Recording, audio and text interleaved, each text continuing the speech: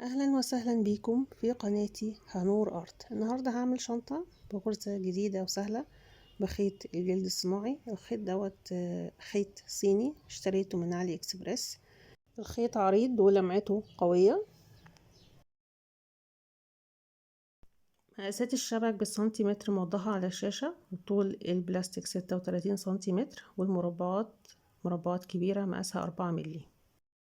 مواصفات الخيط موضحة على الشاشة. اللي أنا فهمته هو إن وزن الخيط 100 جرام، وباقي المواصفات مكتوبة باللغة الصينية. الخيط بيتمط شبه الأستيك.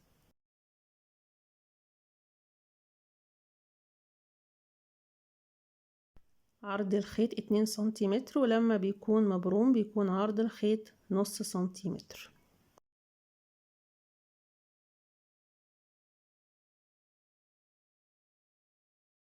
بالنسبة لتقسيمة الغرز هوضحها دلوقتي على الشاشة. هعد من أول مربع: 1 2 3 4 5 6 7. من عند العلامة بعد مرة تانية: 1 2 3 4 5 6 7. من عند العلامة بعد مرة تانية: 1 2 3 4 5 6 7. من عند العلامة بعد مرة تانية: 1 2 3 4 5 6 7. ومن عند آخر علامة بعد: 1 2 3 4 5 6 7. لو انتي لسه مبتدئة وبتجربي الغرز لأول مرة، اشتغلي من الجزء الداخلي للشنطة وحطي العلامات في الجزء ده.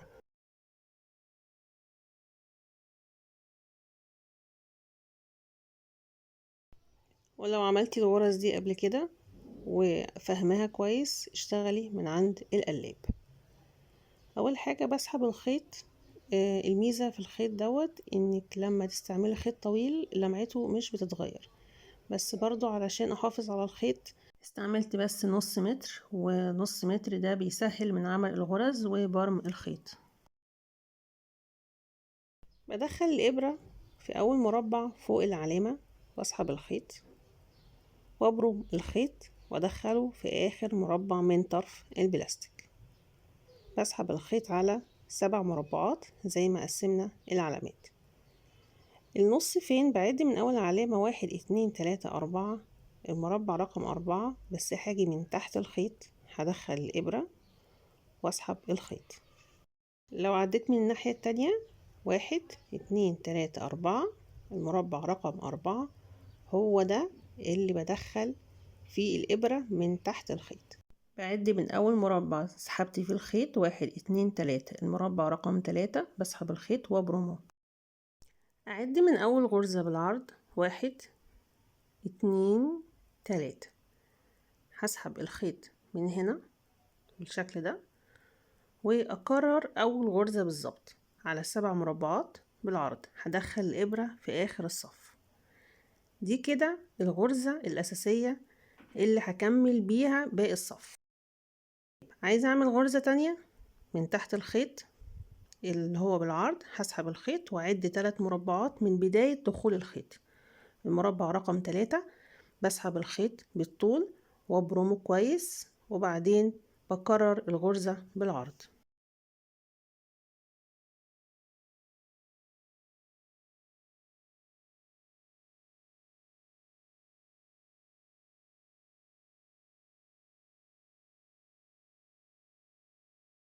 ده كده شكل النمط اللي هتكون عليه الغرزة: 7 مربعات بالعرض و3 بالطول. الغرزة شبه حرف الاتش بس بالعرض. هكرر بنفس الطريقة وبنفس النمط الغرز لنهاية الصف. يبقى أنا بعدي من تحت الخيط، بعد 3 مربعات بالطول وبعدين 7 بالعرض. عايزة أبدأ في الصف التاني. هبدأ منين؟ هبدأ من هنا من تحت الخيط اللي هو الخيط اللي بالطول. بسحب الإبرة وأعد 7 مربعات من بداية دخول الخيط، وأنا بسحب الخيط بحافظ عليه مبروم. هعد من أول هنا المربع اللي دخل فيه الخيط: 1 2 3 4 5 6 7. عند مربع رقم 7 بسحب الخيط وأبرمه، وبعدين أرتفع من النص بالظبط عند الصف اللي فيه العلامة ومن تحت الخيط هسحب الإبرة وأعد 3 مربعات بالطول. هكرر النمط وهكرر الغرزة بالطول وبالعرض بنفس الطريقة. يهمني بس تعرفوا ازاي الصف التاني هيبدأ منين. سحبت الخيط في نفس الصف وهشتغل بالعرض غرزة تحت الخيط الخيط الصف الأول، وهتكون الغرز متداخلة بالشكل ده. يعني أنا كنت قصدي إن أنا استعمل لونين من الخيط علشان تكون واضحة معاكم. هنا هرتفع 3 وبعد كده هعمل غرزة بالعرض على 7 مربعات، وهيكمل الصف بنفس الطريقة لغاية نهاية الصف.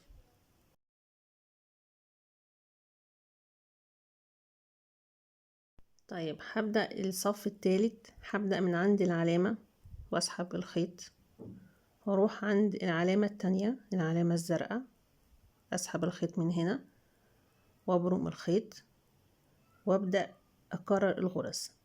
يبقى هنلاحظ ان العلامات اشتركت فيها الغرز مع بعضها. فدلوقتي عملت غرزة بالعرض، هبدأ ارتفع 3 مربعات بالطول واكرر بالعرض 7 واكمل الغرزة بنفس الطريقة. انا اللي يهمني هو انكم تعرفوا بداية الصف بتكون عاملة ازاي، بداية الصف التاني والتالت، وهيتكرروا بنفس التوالي على العلامات زي ما هوضح بعد كده.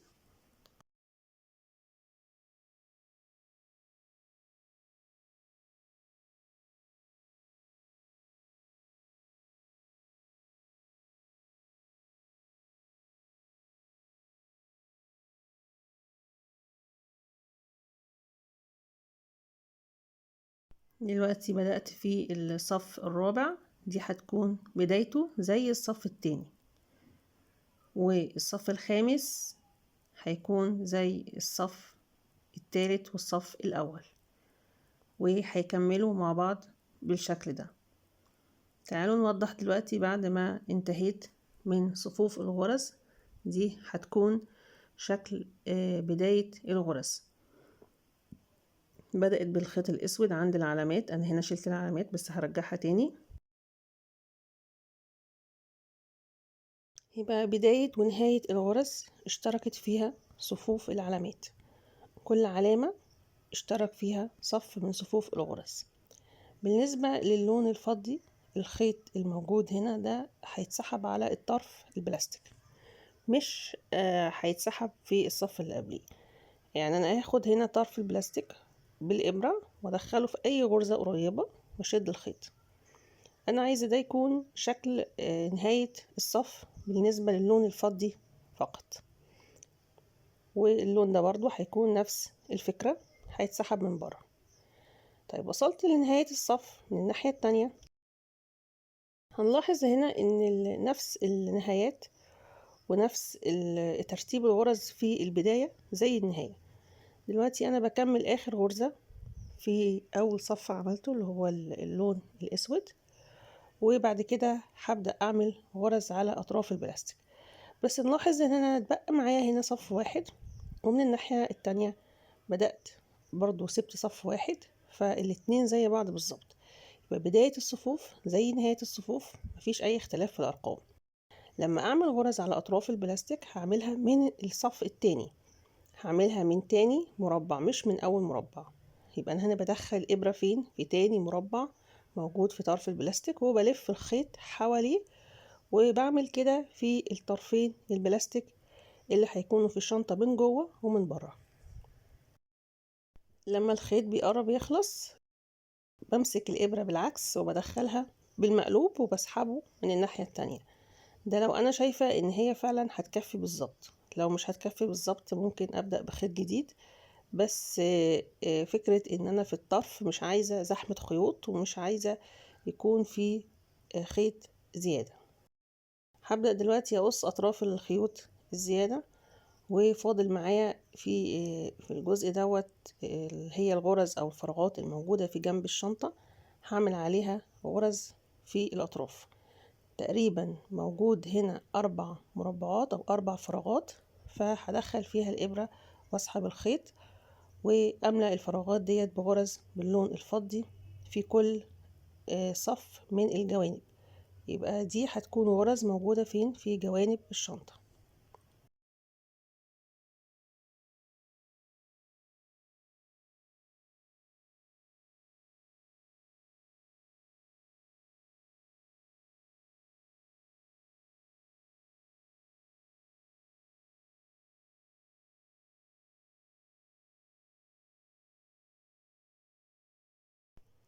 هكمل الغرز لغاية نهاية الصف، ومن الناحية التانية هيكون ليها نفس الشكل اللي احنا شايفينه دلوقتي في الجوانب. في عندي هنا طرف خيط في الطرف مش هينفع ان هو يتسحب بالإبرة تحت اي غرزة، فهجيب إبرة وخيط ملابس وهخيط طرف الخيط دوت بالطريقة اللي احنا شايفينها وأثبت طرف الخيط.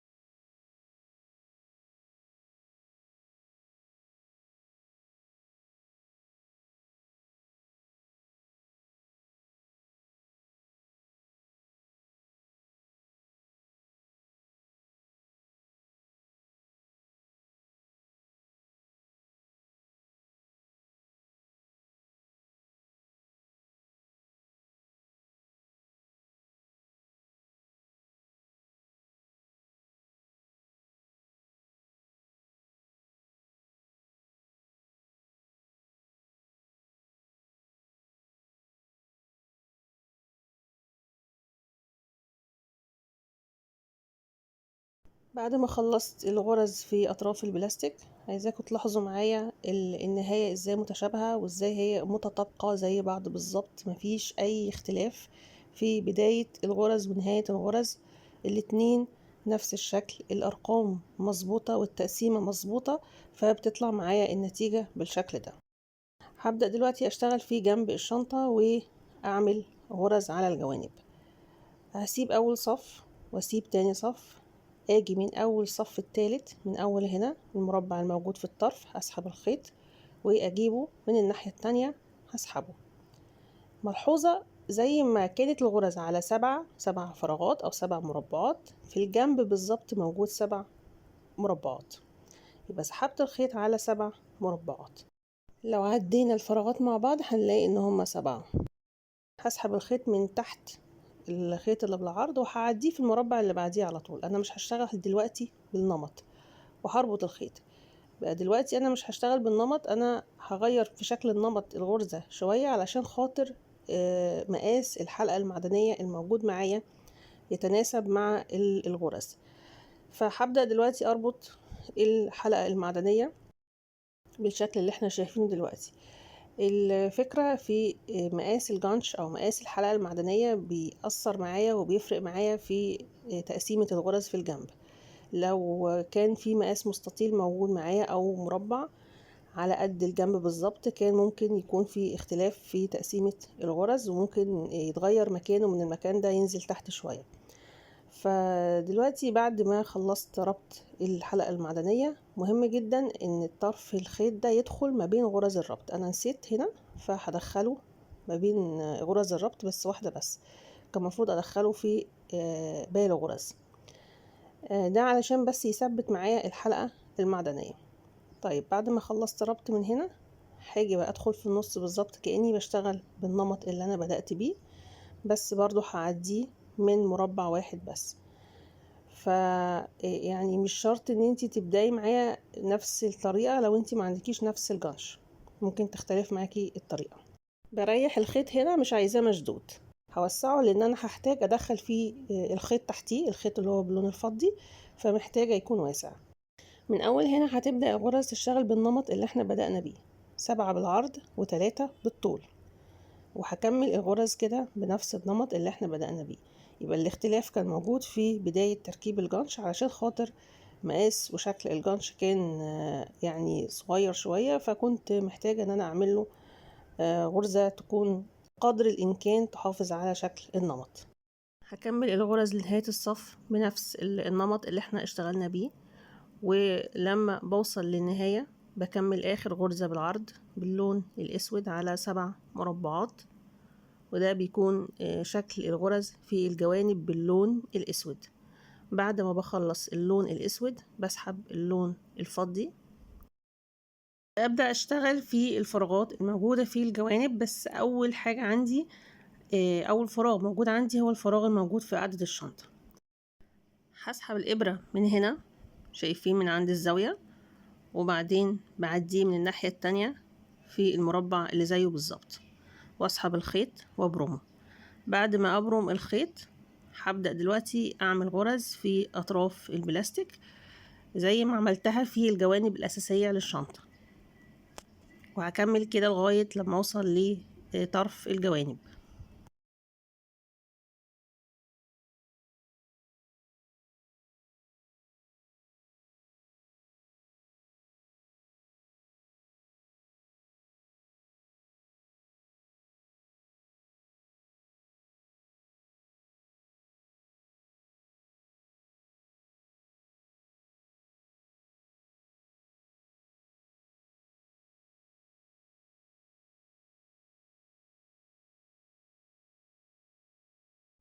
في البداية قلتلك ان انا محتاجة اريح الخيط عشان هعدي تحتيه الخيط الفضي، فانا وصلت دلوقتي للنقطة دي علشان انا عندي الخيط مسحوب على مربع واحد مش 3، فما كنتش عايزة اشد الخيط. فهكمل الغرز هنا واحاول ان انا ابرم الخيط قدر الامكان واخلي شكله متناسق، ومن الناحية التانية هعمل نفس الخطوة. فوق الجانش نفس الفكرة، الخيط بالطول مسحوب على مربع واحد مش على 3، فبدخل إبرة وأكمل الغرز بالجنب بنفس الشكل. وصلت بقى للمربع ده، هعمل غرزة شبه الغرزة اللي موجودة تحت في قاعدة الشنطة، غرزة بالعرض على 7 مربعات. هعملها بالشكل ده، وبعد كده هبدأ أعمل غرز على أطراف البلاستيك.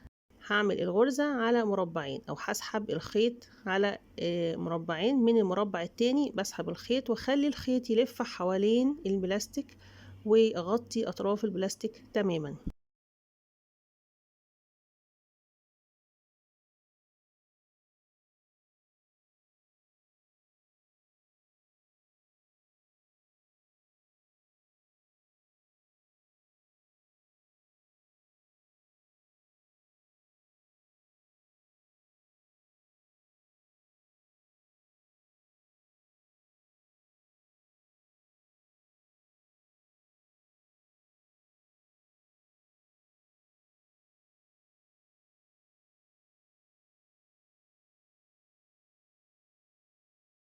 اكتملت كل الغرز في الشنطة البلاستيك. فاضل معايا خطوة أخيرة، هي إن أنا أثبت أطراف الخيوط من الخلف.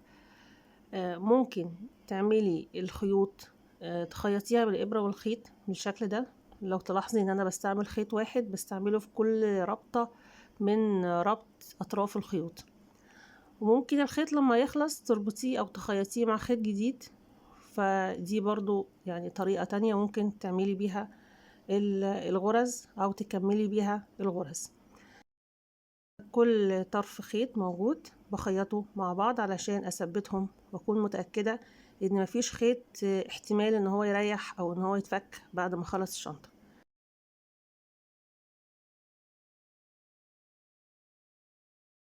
انتهى الجزء الأول. شكرا جدا على المشاهدة. تابعوني في الجزء الثاني والأخير من عمل الشنطة.